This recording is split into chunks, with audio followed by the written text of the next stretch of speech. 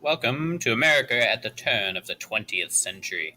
A fine time with fine bridges such as this, the Brooklyn Bridge in New York City. So this video is just kind of looking at where America is at the turn of the 20th century, 1900. Where are the Americans in terms of politics, in terms of technology, and really just their lifestyles? So what's going on? Some of this, for you students, might be a review from last year. Others, for the rest of you, if it's not a review, you should have learned this last year. And it's going to be a bit of what we're going to be studying in the next few weeks. So both a review and a preview. So we're getting all sorts of views here today. All right. So, and by the time of 1900, the West, which is this great frontier for the last 300 years of American history, has been this open space and kind of this great idea of there's still a wild area of America is closed. So Native American tribes have been pushed into a variety of reservations. The buffalo that most of these tribes were using as sustenance are gone. And homesteads, these farms that are being built, land is being given away to any settler that shows up. Homesteads are cropping up as well as their crops, pun intended. And you also have barbed wire. So not only do you have farms, but barbed wire is preventing the free range of cattle, free range of people. So this vast open space is now closed. In addition, you have out there railroads. So by 1900, close to 200,000 miles of railroads have been built, which allows these farmers that are out west to transport their crops, transport their goods, and transport people.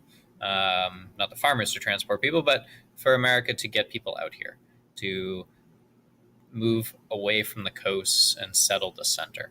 And you start seeing places like Ohio becoming more important, places like Chicago building from just a little village to a great city. So the West is closing, and we also have oil being discovered. So Titusville, Pennsylvania, 1859, you have the first oil well that's being dug. In this picture here, you can see barrels in the background of oil and these wells that are cropping up. And of course, you drill down into the ground where there is oil. The oil shoots out once you've struck it. So you have these oil gushers.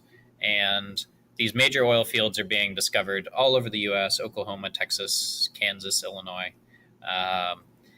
And with that petroleum that's being produced, people like John D. Rockefeller are making, in today's money, tens of, if not 20s, if not hundreds of billions of dollars.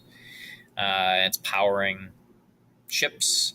It's powering our economy. And in that economy, apart from oil, you also have steel. So steel mills, especially those of Andrew Carnegie, are cropping up, and steel is allowing Americans to build. So Carnegie creates these mills that you see here. He creates a fantastic beard that one day I hope to have a nice white beard. And it allows for America to grow up. So not only are we growing out into the West, but cities are growing and more people are moving into them. So we're going to look a lot at immigration, a lot at this urbanization of America, that the centers of population are cities, and what that means for society, what that means for our country. And in those cities, we have cars, we have all sorts of innovations that we'll get into as well. Politically, it's a wild time in America. Between this and the Civil War, there was a lot. We have Reconstruction that's going on, trying to figure out how to rebuild the South. Mostly it goes poorly, which is why to this day we still have a lot of problems, especially with race relations. So we'll get into that. And With American politics, we have this guy, uh, William McKinley. He's from Ohio, and he is elected in 1896, reelected in 1900. Sadly, he is assassinated, and this guy, who you might have heard of, comes on in, Teddy Roosevelt. So we're going to be looking at kind of how both McKinley and Roosevelt shape America, and especially with Roosevelt, he really changes the way both America develops, in some ways, how America conserves, and how America starts to move outward. So we have, moving from this period of both intense war in the South, and then trying to rebuild and figure out what is America, what is that identity. Around the turn of the century, we start seeing Americans move out. We have something called the Spanish-American War. The United States is moving into the Philippines, and you have this idea, horribly titled, but it's called the white man's burden. And this is really where today the United States influence is vast. It's the most influential country on the planet. And this is really where that influence begins, that America starts to expand and really be the power that we see today. So, America at the turn of the century, it's a fascinating place. We're going to be digging much deeper into this crazy country and really see, especially here, how all of this leads up to World War One.